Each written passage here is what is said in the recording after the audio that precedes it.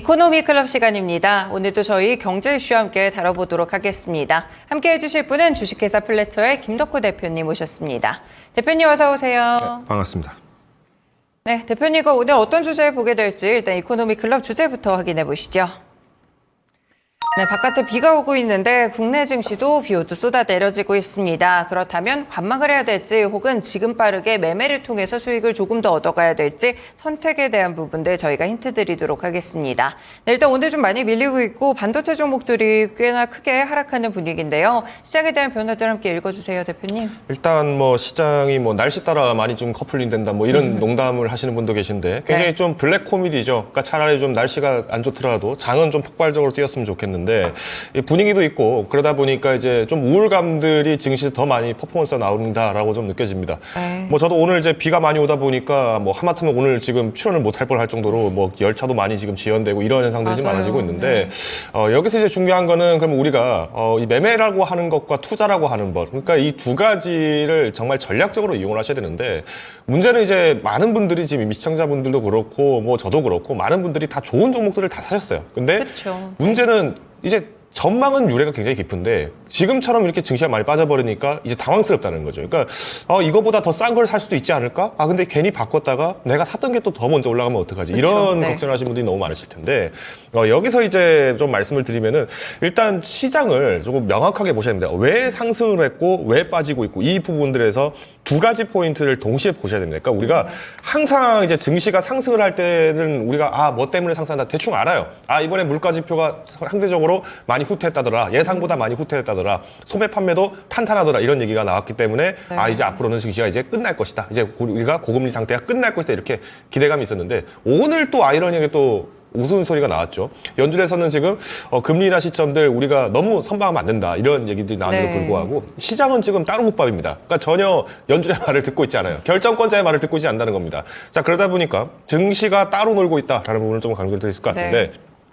일단 지난 이틀, 3일 전까지 그러니까 지난주부터 해서 증시에서 가장 큰 움직임들은 무엇이 있었느냐를 좀 말씀드린다면은 첫 번째는 우리가 이 CPI를 기점으로 해서 이제 앞으로 금리 인하 가능성이 높아진다라는 네. 거에 베팅을 많이 했어요. 왜 이런 현상이 나오냐면은 우리가 이제 대형주들 사실 뭐 투자하시는 분들 다 아실 겁니다. 삼성전자 좋죠. 근데 주가가 탄력적으로 움직입니까? 그렇진 않죠. 잘 안 움직이죠. 물론 이번 며칠 동안에 또 지난주 금요일 날 또 빠질 때는 삼성전자 봐라 역시 이제 끝장났다 이렇게 하더니 월요일 날 또 급등하니까 역시 삼성전자다 이렇게 아주 동전 뒤집기처럼 이렇게 많은 얘기들을 하시는 분들 계신데 네. 자 그만큼 우리가 탄력 자체가 많이 떨어지는 게 우리가 대형주들 우량주들의 특성입니다. 그러다 보니까 매매가 활성화되고 뭔가 주가가 탄력적으로 좀 반등을 좀 보였을 수 있으려면은 큰 종목보다는 작은 종목을 공략할 수밖에 없다라는 거죠. 그렇죠. 그리고 네. 우리가 금리 인하 시점을 좀 본다라고 말씀을 드린다면은 자, 지금까지는 고금리 현상으로 인해서 굉장히 많은 기업들이 족쇄를 찬 상태로 50m, 100m 달리기를 하고 있었던 상황입니다. 근데 오히려 이 족쇄를 풀어준다라고 하면은 이제 발군의 선수들이 누가 먼저 뛸 것인가. 네. 우리가 그동안에는 뭐 몸집을 굉장히 키워놨던 벌크업을 많이 했던 대형 종목들은 잘 뛸 수는 있겠죠. 무거운 거 달더라도 다른 친구들이 더 어려워지니까. 근데 오히려 이 족쇄를 풀고 나갔을 때는 이제는 모른다는 겁니다. 그러다 보니까 차라리 변동을 즐기겠다라고 하는 부분에서는 오히려 이 중소형 종목들, 특히 미국 같은 경우에도 러셀 지수를 중심으로 해서 매매들이 굉장히 많이 맞아요. 됐다라고 네. 말씀드릴 수 있을 것 같네요. 자, 근데 여기서 이제 주시해야 될 건 이겁니다. CPI 지수 관련해서 지금 이번에 패드워치에 관련된 자료가 지금 이렇게 나와 있는데 패드워치가 이번 9월 달에는 100% 금리를 할 것 같다. 이렇게 지금 베팅을 하고 있어요. 물론 네네. 시카고 상품 거래소다 보니까 실제로 우리가 어떤 선물 거래나 이런 부분들에서의 기대감들이 먼저 반영되는 곳이 이 패드워치입니다. 그래서 우리가 일반적으로 이 패드워치의 주시를 보면서 동향을 보면서 우리가 매매를 할 때는 조금 증시가 좀 활성화되는 경향이 굉장히 많았어요. 근데 우리가 이 패드워치 사실 금리 내린다라고 하는 거 뭐 3월에 내린다고 얘기했던 것도 이 패드워치였거든요. 네. 그러니까 이렇게 말씀드리면은 뭐 패드워치 이거 순 거짓말쟁이들 아니냐 이렇게 얘기할 수 있어요. 근데 근거는 있습니다. 일단 물가 자체가 떨어지고 있는 부분들에서는 긍정적이기 때문에 그렇죠. 앞으로 네. 여기서 이제 우리가 금리 인하가 됐을 경우에는 우리가 거래를 활성화한다. 그러니까 즉 지금 시카고 상품 거래소에서는 거래가 활성화되고 있다라는 거예요. 자, 그러다 보니까 이런 현상들이 나타나는 건데 여기서 파월 의장은 오히려 낙관하지 말라라고 이렇게 좀 충고를 하고 있습니다. 네. 그 원인이 뭐냐면 이거는 이제 노동통계국에서 이제 발표를 한 자료인데 이번 CPI 발표 자료에 주시를 해보시면은 전년 대비해서 0.1% 후퇴했다더라. 뭐 이렇게 얘기가 나오고 있습니다. 당연히 긍정적이고 좋은 이슈죠. 그런데 문제는 뭐냐면 실제 우리가 지난 1년 동안의 상승폭, 물가 상승폭은 지금 12개월 동안 3%가 상승을 한 상태입니다. 그러니까 네. 상승폭이 줄어들고 있는 거지 물가가 상승을 안 하고 있는 게 아닙니다. 이거를 아니죠. 항상 놓치시면 안 돼요. 그런 의미에서 보면은 지금도 물가는 너무나도 높죠. 우리가 팬데믹 이전만 하더라도 2%대 그때도 높다 얘기를 했었는데 지금 3%씩 계속 올라가고 더 있다. 높죠. 너무도 네. 힘들죠. 그러니까 지금 뭐 바이든 대통령도 이번에 서민 물가를 지원하기 위해서 더 공격적으로 정부에서 보장을 해줘야 된다 이렇게 얘기를 하고 있는데 자 여기 재밌는 사실이 하나 있습니다. 우리가 지금 음식료 업종 같은 경우에는 오히려 0.2% 상승을 했습니다. 네. 에너지가 지금 2% 가량 빠졌어요. 0. 몇 %가 아닙니다. 2% 빠졌어요. 가솔린 3.8% 빠졌고요. 자 그러면 우리가 이렇게 쭉쭉쭉 봤을 때 결국 우리가 물가에서 가장 많이 축소가 됐던 건 뭐라고 얘기할 수 있겠습니까? 가솔린. 그러니까 우리가 에너지 가격 자체가 많이 후퇴를 했기 때문에 물가가 떨어진 거다. 그 말인즉슨 우리가 흔히 얘기하는 에너지 농산물 제외한 코어 CPI는 오히려 상승할 가능성도 충분히 있다는 겁니다. 차후에. 이런 의미에서 봤을 때면은 우리가 쉽게 금리를 내린다? 이렇게 접근하기는 어려울 수 있다는 거죠. 그러면 이런 상황 속에서도 그래도 우리가 금리 인하에 대한 베팅을 했을 때 지난 일주일 동안 그러니까 5거래일간의 미국 증시를 좀 참고를 해본다면은 네. 이 단기적인 전략도 충분히 우리가 활용할 수 있다는 겁니다. 뭐냐면 자, 5거래일 동안 다우존스 지수 같은 경우에는 약 3.79%가 상승을 했습니다. 네. 아이러니하죠. 지금 뭐 증시가 다 빠진다라고 하는데 다우존스 30 지수는 다 상승을 했습니다. 자, 근데 그 안에는 우리가 알고 있는 뭐 빅테크 기업들도 포함이 돼 있는데 나스닥 지수 어떻게 됐나요? 5일 동안 3.5%가 빠져버렸어요. 오히려 거꾸로 가고 있다는 겁니다. 그러면 여기서 버텨주고 있는 기업과 빠지고 있는 기업들을 살펴보셔야 되는데 아이러니하게도 러셀 지수 같은 경우는 또 7% 가까이 상승을 네. 했어요. 자, 그러면 우리가 이 전략을 좀 활용을 했을 때 어떤 식으로 접근을 해야 되는가? 일단 S&P 500 같은 경우에는 별로 동향이 없어요. 즉 우리가 그냥 몸집이 무조건 크다라고 해서 접근을 했다가는 사실 지금 상태처럼 발목이 묶인 상태로 이도저도 못하는 상황이 된다는 겁니다. 그러면 네. 여기서 종목에 대한 선별이 좀 필요하지 않을까라고 판단을 하고 있는데 자 일단 다우존스 지수 30개 종목에 대해서 지금 어떻게 지금 변화가 있는가를 좀 나타내는 이 자료인데, 여기 보시면은, 유나이티드 헬스케어 같은 경우에는 뭐 보시면은, 뭐 4.4% 상승을 했습니다. 그러니까 바이오 종목들 같은 경우에는 특징이 뭐냐면 대부분이 상승을 했어요. 근데 맞아요. 우리가 금융주 같은 경우에는, 지금 파월 의장이 뭔가 좀 위험한 발언을 했는데, 이번에 지금 트럼프 리스크가 발동을 했는데, 이런 얘기가 나오다 보니까 금융주는 좀 소폭의 움직임들이 좀 나타나고 있죠. 자, 비자. 카드 같은 경우에는 아직까지는 카드 연체율이 높다. 그렇기 때문에 매출이 올라가겠지만 금리 인하를 한다라고 하면은 오히려 부실 채권에 대한 부담이 덜어지기 때문에 상환이 가능하다라는 응적으로 보는 겁니다. 이런 것처럼 이제 우리가 여러 가지를 쭉 보신다면은 우리가 바이오 종목들 같은 경우에는 사실 기대할 수 있는 부분들이 아직까지 남아있다라고 좀 말씀드릴 수 있을 것 같고요. 여기에 더불어서 빅테크 기업, 우리가 빅테크 기업 무조건 포기해야 된다? 이렇게 접근한 거는 좀 어폐가 있습니다. 왜? 우리가 그동안에 상승을 했던 부분들은 아직 2분기 실적이 발표가 되지는 않았지만 우리가 내년 이듬해까지 꾸준하게 성장하는 섹터이기 때문에 우리가 이 주도되는 종목들을 쉽게 놓치지 않겠다는 거죠. 그런 의미에서 본다면은 나스닥 지수에서도 우리가 빅테크 기업이 무너져고 끝났다라고 판단하는 건 좀 선단이 있다라고 봅니다. 네. 자, 그럼 여기서 결론을 좀 말씀드리겠습니다.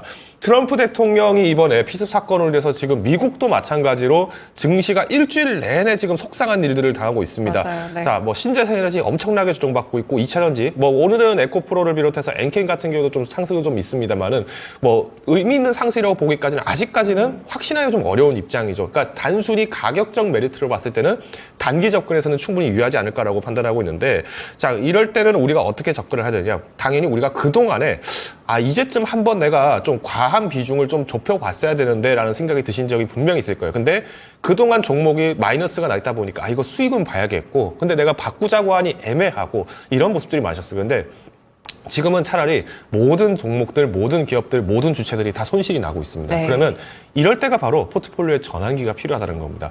그러니까 내가 그동안에 바이오에 30% 가까이 뭐 바이오에 50%를 넣었는데 마이너스 한 5% 정도 나고 있었어. 근데 오늘 바이오가 생각만큼 빠지지 않고 2에서 3% 정도밖에 빠지지 않았는데 반도체 부분이 5에서 8% 빠지고 있다. 그러면은 이럴 때는 한 번 정도 바꿔볼 만하죠. 그렇죠. 그러니까 네. 비중 자체를 내가 바꿀 수 있을 때 물론 당연히 기대되는 종목들, 기다려야 되는 종목들은 분명히 있습니다. 근데 이 부분들에 대해서 우리가 네. 비중 자체를 좀 바꾸고 내가 이번에는 한번 바꿔봐야지, 언제 한번 바꿔야지 하는 시기를 좀 더 앞당겨줬다라고 생각해 보신다면 지금의 조정을 너무 두려워하실 필요 없다라고 말씀드리겠고요. 네.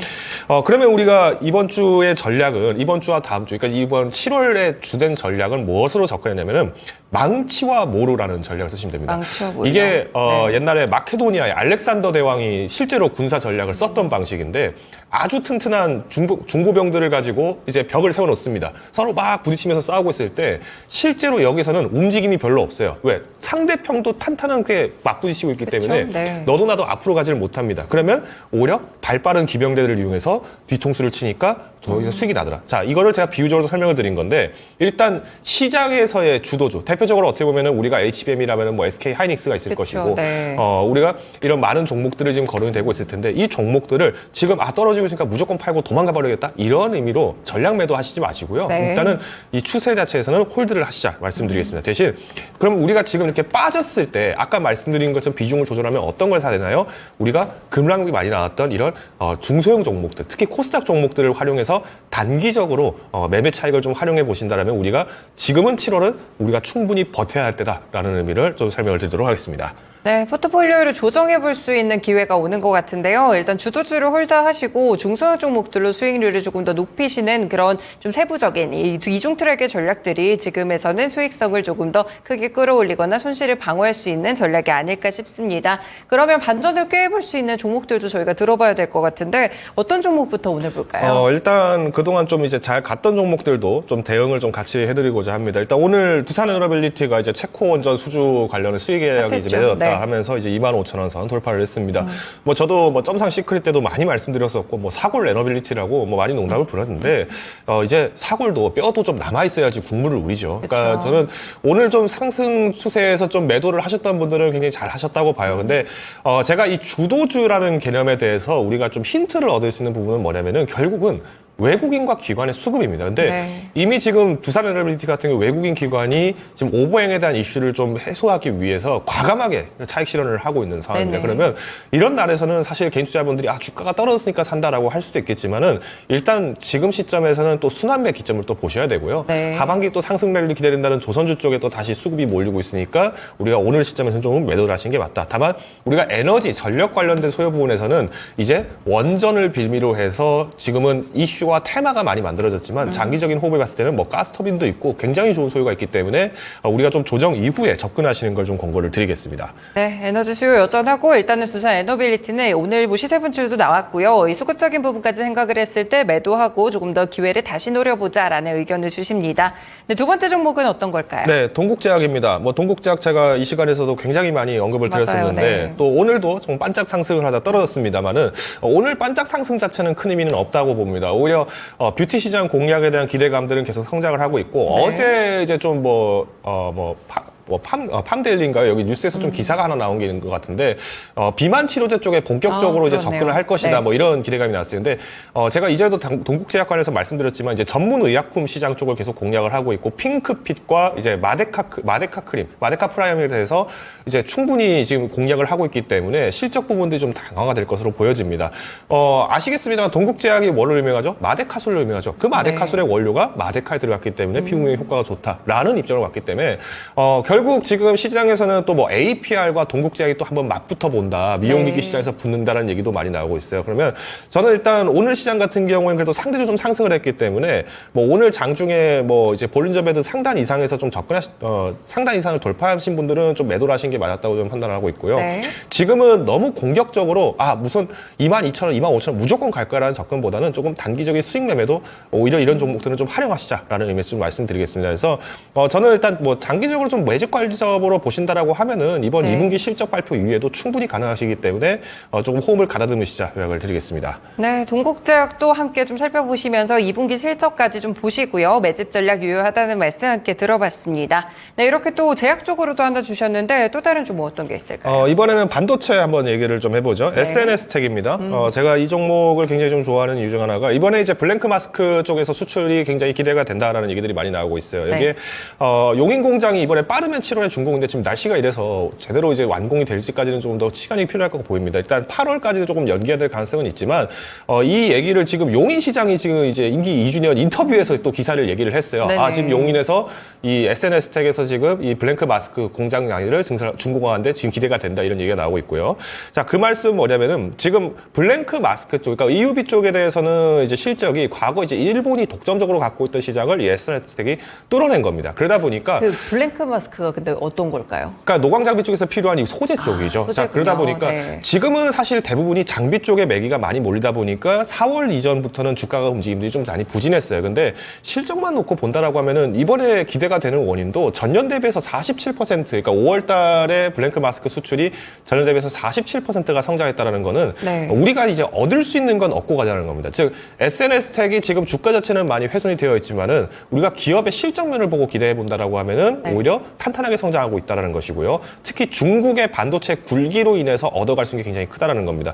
이미 뭐 JP 모건, 골드만삭스를 비롯해서 월가에서도 이 블랭크 마스크 쪽에 대한 수주가 굉장히 기대되면서 일본의 호요라는 주식을 사야 된다는 얘기가 있는데 네. 호요는 주가가 어마어마하게 상승을 하고 있습니다. 왜 이런 현상이 나오냐? 호요는 전 세계적인 점유율이 굉장히 높은 편이고 SNS텍은 국내 플러스 해외 수출이 좀 많아지고 있는데 수출 부분들도 적지 않습니다. 그래서 저는 이 해외 월가의 시선을 좀 같이 빌려서 말씀을 본다면은 네. 이 SNS텍도 충분히 매수가 가능하다라고 판단을 하고 있습니다. 오늘도 많이 밀리고 있잖아요. SNS텍. 그리고 이제 고점 찍고 나서 최근에 3개월간은 굉장히 좀 안 좋은데 그럼 현재 시점에서도 이런 것들은 좀 주목을 해서 괜찮다. 반도체 뭐 앞에 이렇게 여러 가지 이슈로 떨어질 때도 나쁘지 않다. 이렇게 보시는 건가요? 그렇죠. 지금 이제 지금 한 3일 정도 조정이 나왔던 원인은 이제 트럼프 리스크. 그러니까 트럼프 대통령이 당선되고 나면은 또 중국에다가 보복적 관세를 매길 것이다. 그러면 중국이 야 한국 너희 뭐 할 거냐? 너희 왜 안 도와주냐라는 식으로 압박 넣을 거다. 뭐 이런 네. 우려감도 있기 때문에 오늘 4% 정도 후퇴를 한 걸로 보여지는데 이 4%의 후퇴는 사실 그동안에 좀 홀드를 하고 있다. 그러니까